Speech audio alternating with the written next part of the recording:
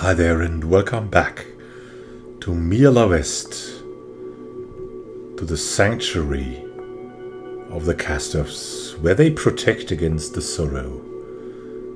We want to find out what's happening there, and if we can find Mazov who could repair the resonance chamber. First, we're going to level up a bit. We're really bad at combat and we want to remedy that. And we want we have good stat pools. We want some extra effort. And Rin also can level up. And we'd like her to probably increase stat pools as well. Some intellect would fit her well.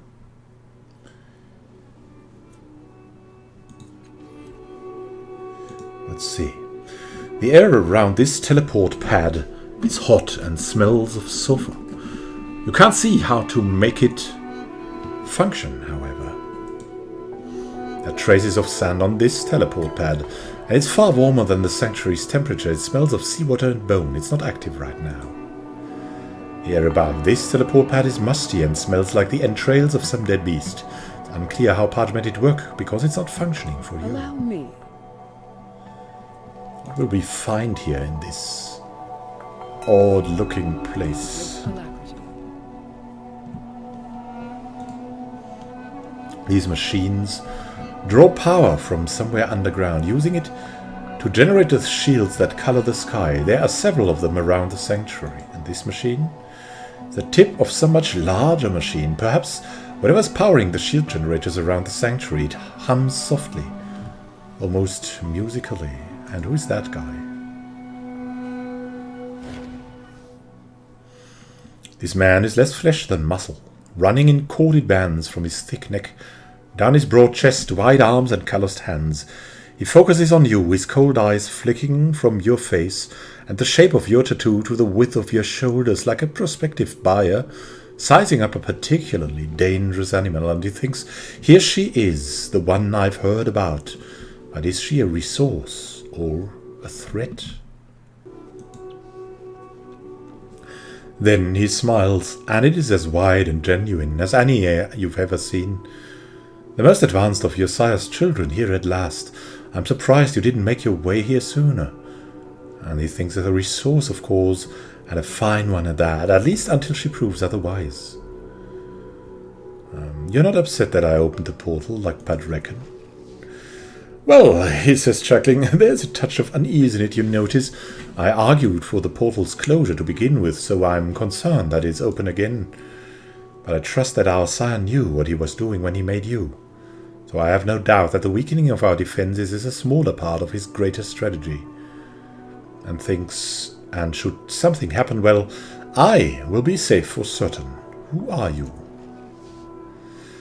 I am the Chalcedon, commander of the Changing God's forces. In the endless battle, the guardian of his grand design and his champion. He raises a self-deprecating hand.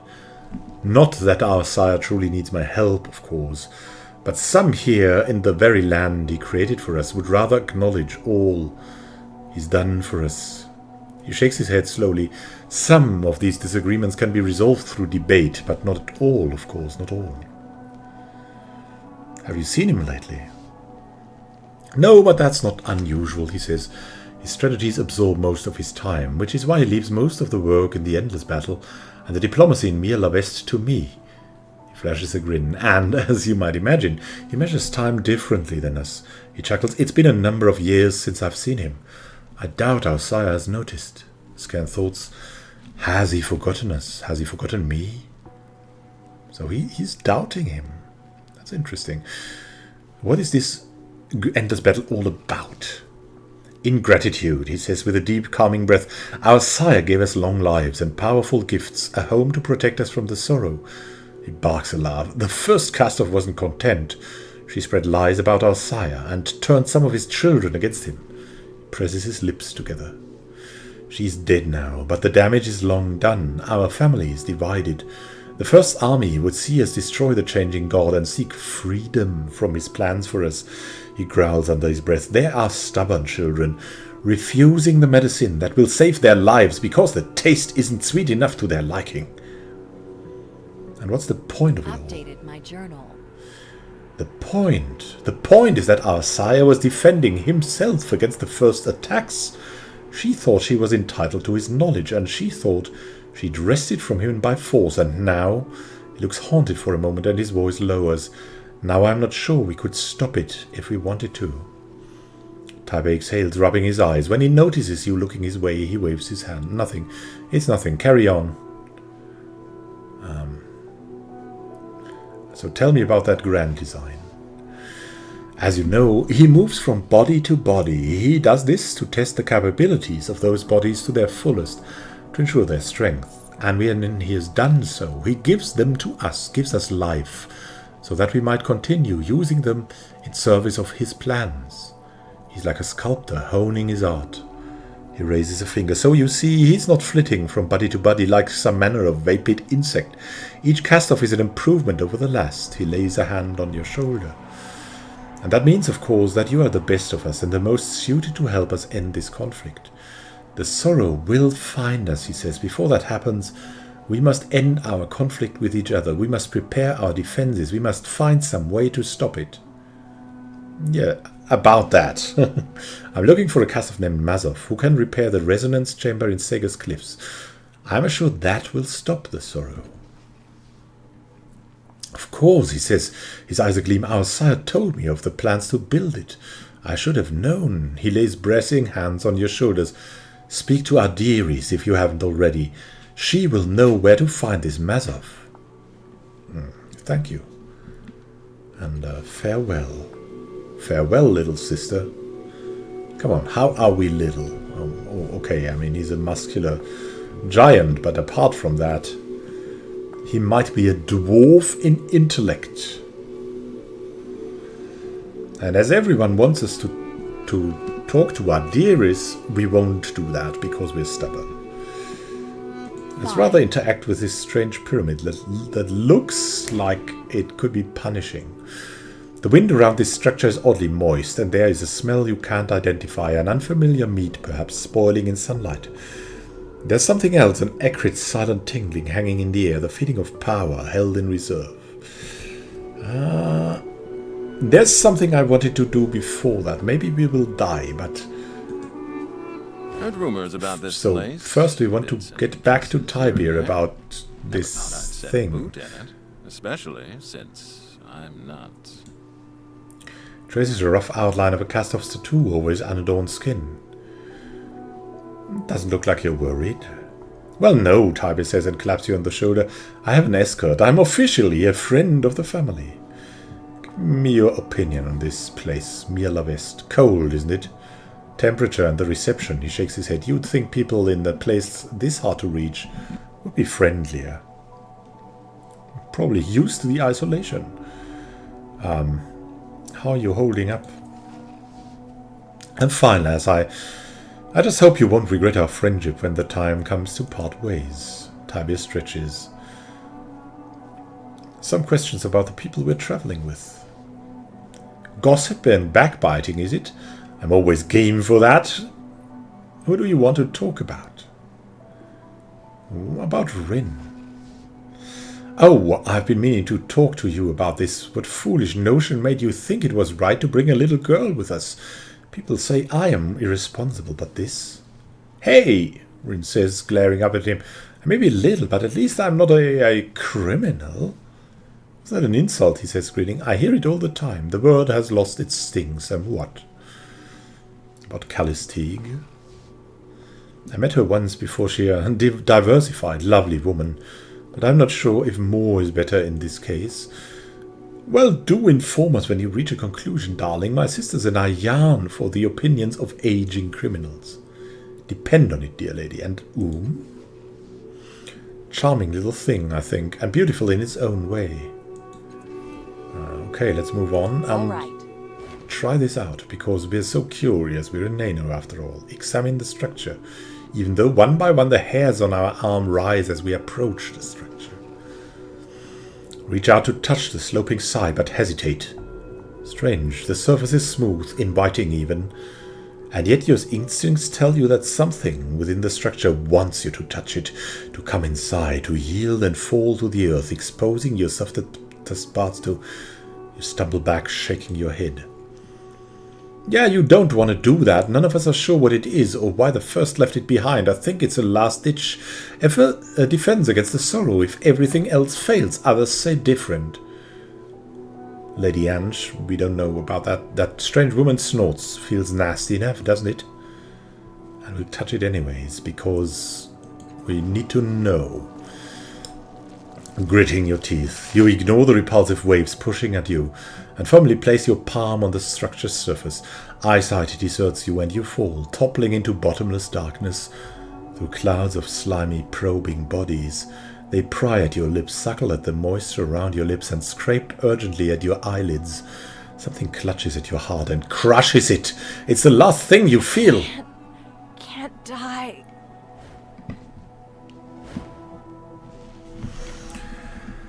And we're back. Back to the labyrinth. Let's talk to the Spectre for a short while and then...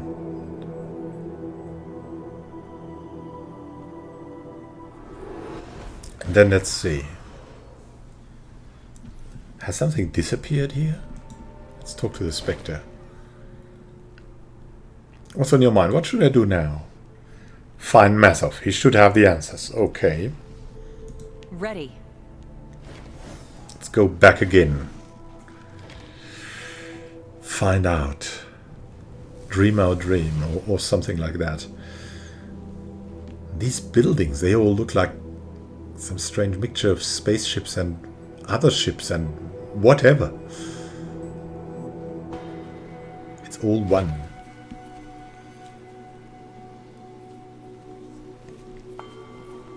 So that's everything here.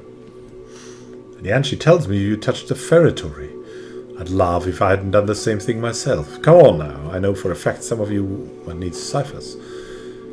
Yeah, let's examine that thing, on the other hand. The passageways of this structure are much too small for a human to enter. Thick flora blocks your view of what lies inside. If you think that's best. Maybe let's talk to this woman then. Look at this, the woman declares. Our wayward sister in the flesh. She spreads slender hands. Delicate spiderwebs of metal thread run through her fingers, studded with circular nodes that look too purposeful to be mere jewelry. Is she a cyborg? The name's Angie. She says, Lady Angie. But don't let that scare you off. I sell rare Numenera and a place to rest at a fair price. I can also upgrade certain clothing and equipment, but that's a bit more expensive. She gives you an assessing eye. Scan thoughts, this one will have spending money, I hope. But I don't need to tell you that. She says quality costs money. Anyone who tells you different is going to take you for twice what you'd pay here. She claps her ornamented hands together with a clink. So, what do you need? What did that ferritory do to me?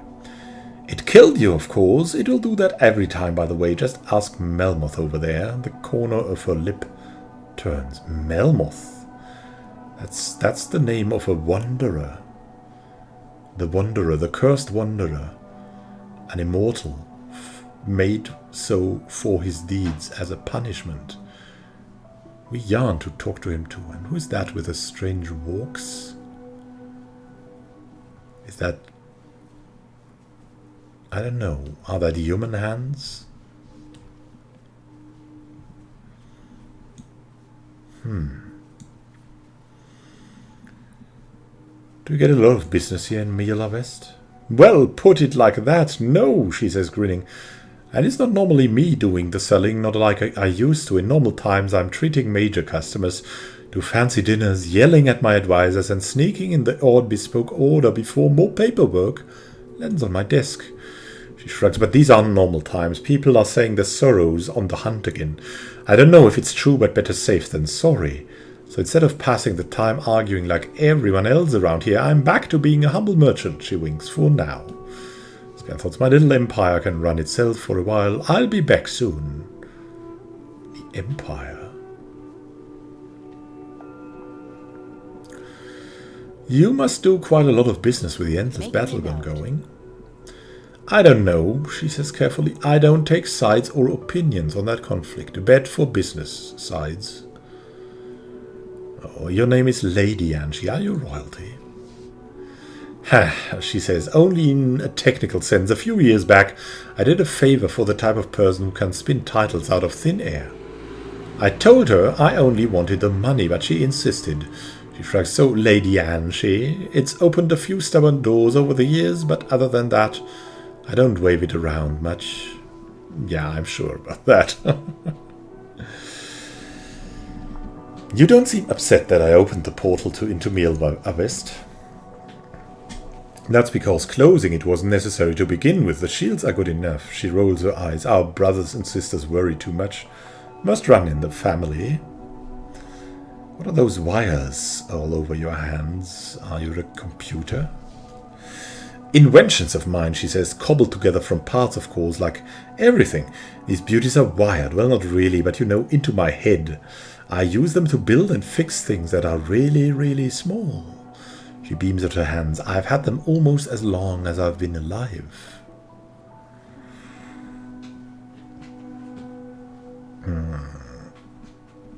Well, we don't want to take a look. We're not really into the money. We also don't want to rest, and the upgrades can wait. I have to go. Let's take care of yourself. That said, thank you for watching, and happy gaming to you. We'll return to this enchanted place in the next episode and find out more about Melmoth and our brothers and sisters. Have a great time until then, and happy gaming.